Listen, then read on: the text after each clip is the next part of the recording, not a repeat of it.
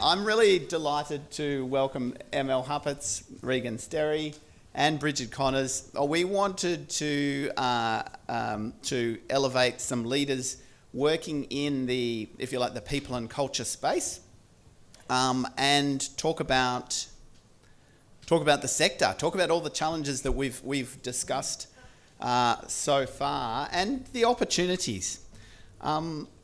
Let's start off with a quick introductory question. We've heard a lot about challenges. We've heard a lot about fewer resources and more regulation. Are you feeling optimistic, pessimistic, and why? I absolutely love being a Chief People Officer, so I'm probably going to be optimistic about what we can actually do within our teams to actually help the university move forward, to help with the governance, to help with leadership. All of those things are within our purview. So why wouldn't you want to be in a job where you can actually make a difference to how your university functions and how people see your university? It's an amazing position to be in. I'm very, genuinely love my job, even on the days where some days I do want to crawl under the desk and hide for just 5 minutes, but even on those days I pop out from under the desk and I'm still optimistic about what we can actually achieve. Brigid, do you go for the crawl space as well? Look, absolutely. I always say I have the best job in the university. VC disagrees, but no, I'm optimistic, and you have to be optimistic or don't work in the sector. So if we think the role of the sector and literally solving for the challenges of the age and the work that our academics do and our professional staff do, it's absolutely critical for this country, and it's critical for internationally. So, and I think, and I'm sure we've been talking about that, but the mission and the purpose of universities, and our people do incredible work. Yep, there's some challenges, but I mean, if you look back over the sector over the decades, there were challenges when HECS was first introduced and when universities stopped being free funding. There's always been challenges. It's just another wave. Just tell yourself that often enough and you'll believe it. ML, over to you. And but can you also just introduce ATEM, just in case I presume everyone knows it, but just in case. Well, actually, people may not know ATEM because I recently advertised for a communications officer, and the job ad said ATEM's the biggest secret in the tertiary education sector, and your job is to help me change it. So ATEM is the professional association for people who work in tertiary education. Barney Glover is our patron, although he's going to have to step down in the role he's in. But he's very good at saying to me that my job is to help people have really amazing, thriving careers, to get people to stick and stay. And so we do that in a number of ways. And anyone can be a member of ATEM. Academic, professional, new to the sector, been here for 30 years. There will be a way that we can help you have value in your career. We run a Welcome to Sector program. I'm running it tomorrow. I love it. And yes, so I'm bucket overflowing with optimism for the sector. There is a lot of disruption coming. We know that. But think about a sector that has all the brain power that we have to try and find the way through. So we just bring all the brains together and let's solve it. Well, that is a very nice tone to take us forwards. I'd like to talk a little bit about being treated as a professional, being treated with respect, and the role of what used to be called HR, now more often called people and culture, in the sector. It seems to me, having worked across a whole range of organisations, that function, the HR people and culture function, is often dismissed or overlooked, and deans try and do their own hiring, and so you sort of get left with firing people and otherwise not treated as well or as a professional, a locus of professional expertise, if you like. How do you feel about that? Is that true, and how can we change it? No deans are hiring without people and culture at La Trobe. I don't think we are treated like that anymore. I think that's a bit of an old-fashioned view of, I'm going to say, HR. I think people and culture, when you actually are a true people and culture organisation and division, you actually are working to improve the people experience and the culture of the organisation, and that actually gives you a really great foot in the door to everything. I think we absolutely are respected across the university and across the sector for what we can do. Does that mean we get it right all the time? No, we do not. But we are always moving forward and always looking at new ways of doing things and always seeing the solution to a problem. And I think we absolutely are respected from that, and I can use that because we get called all the time from the Vice-Chancellor, or the Chancellor will call us. They don't go around us, they don't try and circumvent what we're doing, they actually come straight through. And once we usually tell them what it is we are doing, then the phone call ends and everyone goes on their way. I have a seat at the Senior Executive Group table. I've got my own People and Culture Committee of Council. It's actually meeting on Monday, that is very well respected. I think that's a very old-fashioned view of HR. Perhaps even in the 80s and 90s, it's definitely not how it looks now. What do you think, Brigid? No, look, it is exactly the same. And if I reflect on when I joined the sector 10 years ago, I've dipped in and out. Executive roles around heads of HR are around the table without a doubt. Every council does have its own governance committee, as they should. But also what I would say a decade ago, the divide between academic and professional staff was much more, was more divided than it is now, and I think there's a greater understanding of how the system works and how everybody plays a role in that system, and a greater degree of respect. And I think so that comes literally from the top all the way through. Great. ML, do you see that with your people? So I come from a different perspective. I did start out in people and culture many years ago at David Jones, of all things. I think where people and culture works really well in a university is when people know how to access the service and know it well. Where it doesn't work is if you get lost in the system. And so I think if you've got good communication, you've got good, I'll say channels, it's a terrible word to say, but if people know how to access the right person, because that's what you're trying to do in a big complex organisation, who can help me now? And if I don't know the question, will they help me figure out what the question is?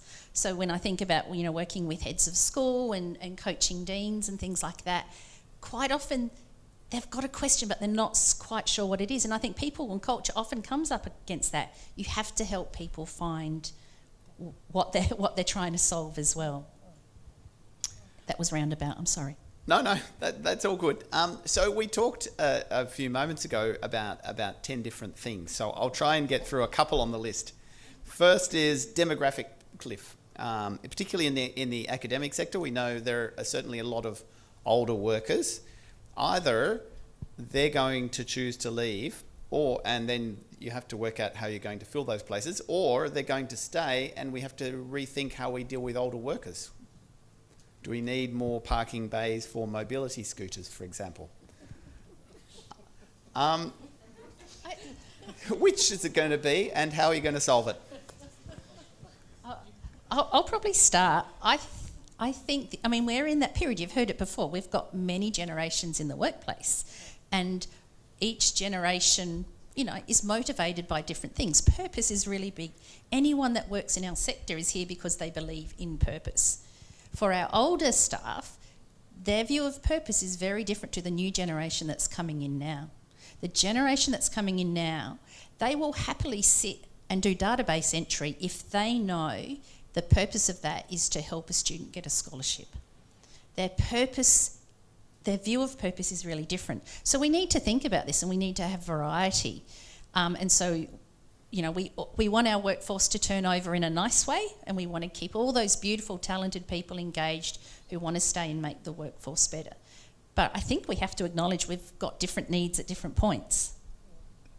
And I think, so there's a couple of things. Attrition is steady, so I can't talk about all universities, but certainly where I am at Monash at the moment, attrition has not changed in our academics, and it hasn't changed in the profile, so it's quite predictable. Very strong pipeline of talent, but really what we have to be really have a critical eye to is how are we growing academic careers, and the question was specifically around our academic workforce. It is so much harder to get funding in for research now. It is just getting Cat 1 and Cat 2. It's a hard gig to be an academic and to get that funding. We know for every $1 of research we get in, it costs us another $1.82. So there's the whole financial sustainability of that. So if we think about, I think we have to think about, and our provost will talk about this, is it's a fluid academic career. You might be strongly focused on teaching at one point in your career. You might be research intensive for a period of time while that research funding is flowing. You might be a hybrid at a different point in time. So we have to really ensure that we support our academics through those fluid careers, and that it's also delivering what we need from a student perspective. And some people will say, not everybody wants to be an academic these days. No, that's true. But also, look, we know from the applications we get, and also if we think about a global workforce as well, and more, it's a global workforce in terms of how we can work and deliver. It's still, universities are still great places to work. So I don't think that we should be concerned about that. I would agree. And I think we're the same in professional staffing. I don't think we should be concerned about that either. We had a job last week in admin, we had 300 applications for it. Our average is about 60 applications for every single role. So we're a great place to work. I think our challenge is in strategic workforce planning, both from academic and professional. What does the sector look like in 10 years? How do we get a workforce that suits that? Are we going to have a lot more education academics? Are we going to have a lot more health academics? If you look at what careers are needed, are we going to have as many business academics or HUS academics? What do those courses look like, and what do we actually need from a workforce point of view? So I think it's about morphing and moving, to your point, having a fluid workforce, and the same applies for our professional staff as well. A lot of the roles won't exist, but a different role will, so we want to morph our workforce over time. We don't want to have it, we need to make 50 redundancies in this space, but we need another 40 staff doing different things. We want to be able to predict that, and I think that's perhaps where universities could put more money, be nice, shout out, in strategic workforce planning across both academic and professional cohorts that would really help that movement over time, so we would be where we think we need to be. I might challenge that just a little bit. I mean, I've worked in universities for a very long time, and we've always prided ourselves on being an employer of choice. I think we're losing it. I think I messaged 4 friends this morning and asked them, would you work in higher ed? And one said yes, and she's a very kind person. You need new friends? Yeah, I need new friends. Oh my gosh. But it's interesting to think about, because if, I sat down last night and looked at an ad for a comms person, because I've just hired a comms person. I looked at the uni ad for a comms person. It's not great. And we're saying to people, come and work for us and do interesting things. And because we want the most interesting comms person to come and work for us, not just someone who will make do because we've got this rigid structure that says, here's the pay band. So we want to attract the right people, and we want them to stay. But I think we have to keep changing what our workplace looks like so that we are that employer of choice. I think pre-COVID we absolutely were. But if you look at what some of the other organisations are doing in terms of benefits, career progression, etc., I think we're on the precipice of we might lose it. Yeah, that's why I think strategic workforce planning is one of the ways to solve that, especially we have a very flat structure, so people will often need to move out to move up. They can't do that within at least our university. So I do think we need to look at better pathways. But we're not going to make everyone happy. But if you can leave with our blessing to perhaps come back, then I think that's what we absolutely want to do. But I still do think we're a great place to work. We, have a lot of days off. We have 17% super. We give a life admin day. I could go on, but I could bang on about all the benefits to working at a university. We actually are a really great place to work. We have a lot of flexibility. It's only 2 or 3 days a week on campus for us. I don't know what other universities are like. So it's actually, we give a lot of flexibility. We allow, 10 into 9, all of those types of things without really, you don't have to fight. You don't have to have a care or responsibility to have those things. I think we're a really great place to work. But we do have a lot of challenges in how we utilise especially our professional workforce, to really make sure that our academics are doing the best that they can, and we have the students coming in knowing what it is they're meant to do when, and that our systems are actually geared to those things. I think, and George talked about it earlier, all the IT systems they have, and one dated back to, I don't even know you could have a 1970s system. I thought we were pretty bad. But how do we actually make those things happen? We did a change about pronouns on our system. took like 18 months because we had some 200 systems that had to integrate in order for that change to happen. Like, wow. It's crazy. It's crazy what we have to do in order to actually just meet what our standards should be. So we have a lot of challenges, but we also have a lot of great things that we do. My team, I could talk for hours about all the great things that they're actually doing. Before we move on to AI, I'll just park AI for a moment. Compacts coming up have to be negotiated. It's going to determine what bucket of money you have to play with. Are you involved with the negotiation? And because clearly that's part of strategic workforce planning, is it not? I'm staying out of it. I am staying well and truly out of the negotiations of the mission-based compacts. They are some very delicate discussions that are happening. So we're waiting to see what lands. But that is something that you'll have to take into consideration, I guess, in terms of, well, they want us to do X, therefore, let's juggle our workforce. Yeah, you Obviously, you don't actually need the formula. So if we think about the financial challenges the sector faces, and this is where somebody will get me really passionate here. I get very frustrated with the media. If we overplay, how many times I have to explain to people why we have international students and the funding models of universities, and how actually without international students, the great research that happens in this country will not happen. It literally will stop. And so if we think about, we've got very constrained growth in student numbers now, but if we let's think about the Accord. So 80% of the working population to have a higher education degree, that's another 1.8 million students. We can be very, very clear, we cannot, by 2050, be educating another 1.8 million students. It's more than double the current number of domestic students if we maintain the current workforce models. If everybody is a 40-40-20 academic, that is just financial suicide. So we already know, and universities are already doing this. We have amazing education-focused academics. We have research-intensive academics. We have hybrid. Like those models, those models are already there. It's about how do you dial them up and down. And how do we then think about how we do the work really differently as well? So we're going to touch on AI, but... We can jump in now if you like. And you also mentioned pedagogy, I should say, during this.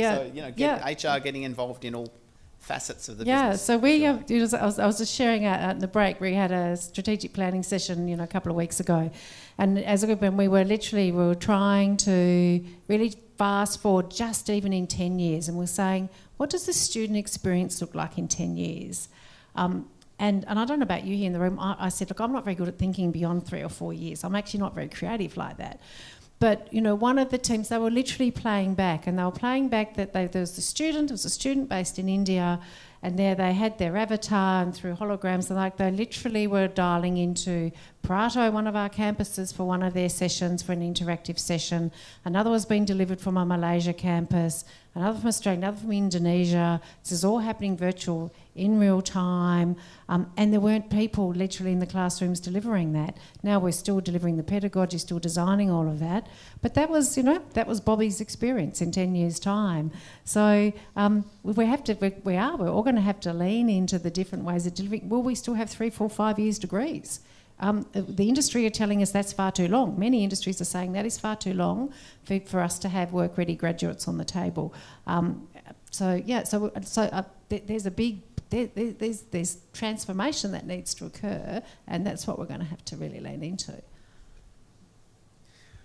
Let's go to questions from the floor. I have many more for myself, but I know we are going to have plenty.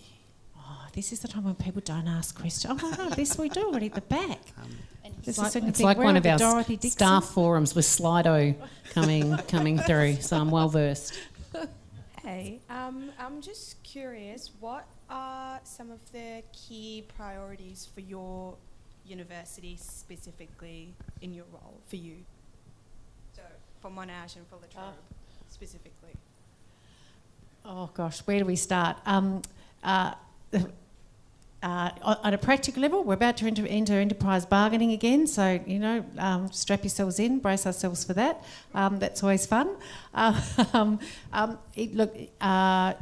Like other universities, we have and it's been very public in the media around our wage compliance. So, and look, it doesn't sound like it's a lot of fun, but we're literally about to go live with a new system, which will significantly improve our confidence there, which is absolutely really critical for the social licence perspective.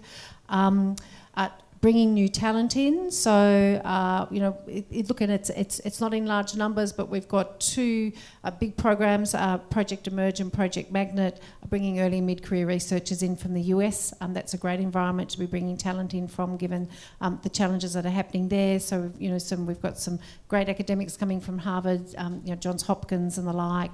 Small numbers, but fantastic to be bringing more diverse talent in. That's really, really critical. Really thinking about those, that how do we support both our professional and academic staff, but really, as I said, that fluid academic career, how do our promotion pathways respond to that? How do we really design for careers and continue to make ourselves an attractive place to be? We've got the National Code and Prevention of Gender-Based Violence. That's I'm sure, consuming all of us. And how do we as a community lead into the decline in social cohesion and the rise in incivility, which we are finding not just in our environments, it's there in all of our communities. I had one of my team say the other day, thank God we're not the US, and I said not yet. But no, if you seriously look at what we're seeing happening externally, we're naive if we don't think about the roles that we play. So that cultural social cohesion part is actually one of the things that worries us the most, and the role that we all play in that. I have to tick off on all of those, including a new HR system. They're fun to implement. Ours is coming online in October, so that should be great. The thing I will add to that is leadership and performance.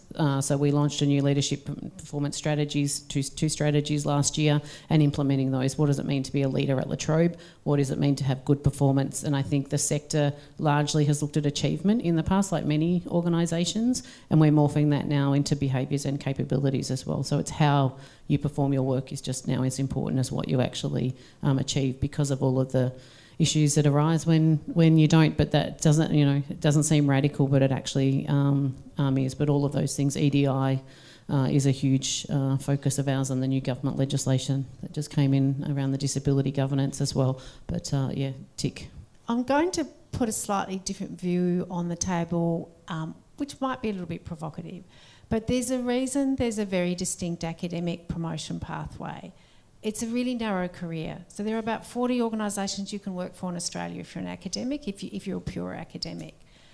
Professional staff, it's a much bigger world out there, like within the Australian context. And also, if you look at the number of academic staff who achieve promotion, not everybody achieves that. It's a highly rigorous process, and it's a very public process. I know when I first came into higher ed, I thought, imagine that. Imagine, as a professional staff member, I've got a performance plan. That's absolutely. I get assessed by, I get stakeholder feedback internally, but it's not public. The external environment isn't looking at my work and my deliverables and critiquing that. I don't have to run that past a peer panel or the like. And so, I think the pathway to academic promotion, I think it's often not really understood. It is incredibly rigorous, and it's an incredibly, public-facing one. And I don't think it's reasonable that we mirror that in the professional space. But what we absolutely need to do is be developing our professional staff within categories. There certainly are. There can be soft barriers, and that's up to institutions that remains available. So in the HR space, we have a soft barrier, say in the business partnering space, from a Q6 to a 7.2 on a Q8. And so you know what you need to do and you need to deliver, and that's a soft barrier that we can move you through within that as a stream, as an example. So I think we absolutely, and it's the same thing. I've just farewelled a couple of my team, because another institution can offer them what I can't within my structure, and I was so excited for them because they are incredibly capable. That is great that they're going to another institution. They might come back to us in a couple of years as well. That's a good thing. Yeah, I quite often talk about sometimes with professional staff careers, you've got to adopt the Rocky Horror thing. You've got to take jump to the left and a step to the right, because I can't think of many organisations that say, yes, you've been in this role for 5 years, you should go up to the next level. We don't work like that. So what you have to do is figure out what's a really exciting step for you. What's the challenge for it? We don't want to get stale. You've got to keep adding to your toolkit. You know, I just spent some time last week with a Jazz who's moved to University of Sydney. He's been at Swinburne University for 14 years. He is loving the change and he's thriving in it. And it was a really big step.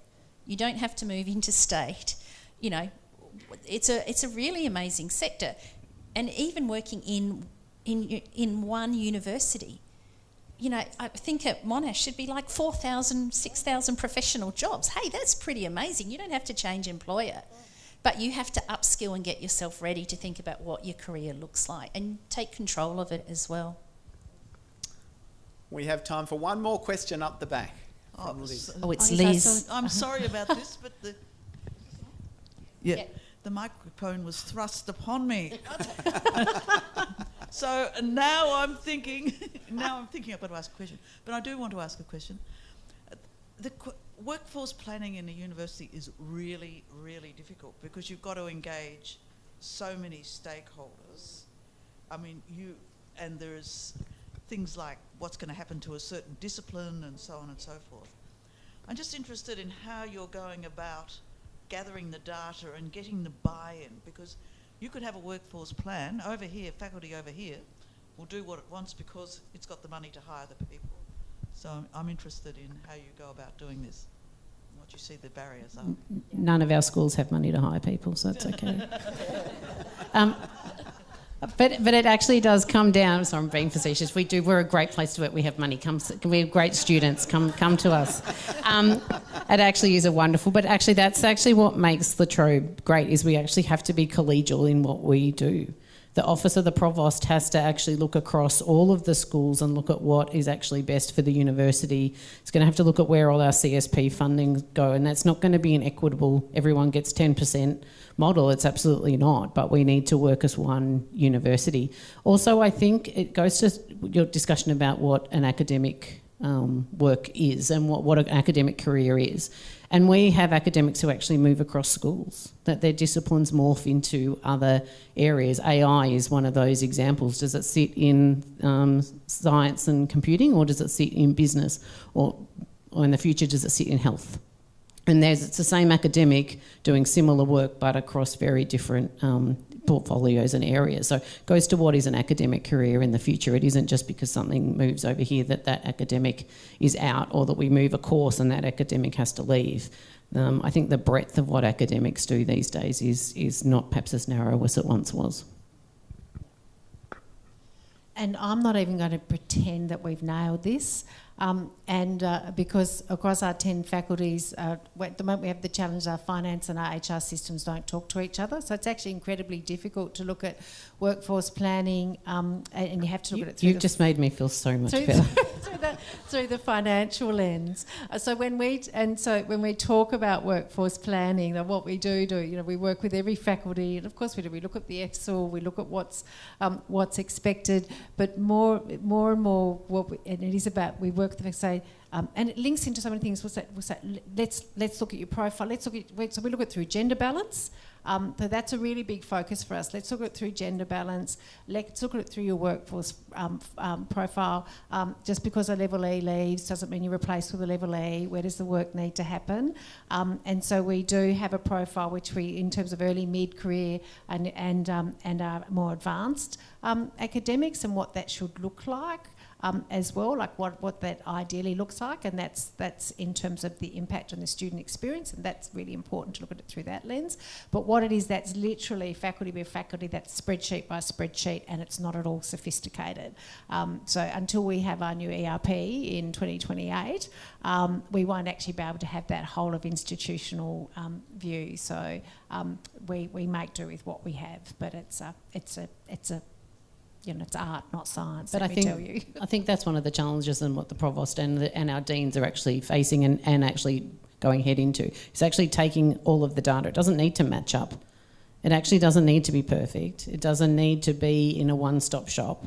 They're smart enough and competent and capable enough to take the P&C data with the finance data, with the research data and the EDI data and all of those things, and they're actually competent and capable enough to put that together into a picture for their school. And I think we also need to recognise that our deans are capable and they don't need everything in one shop to actually make a difference. ML?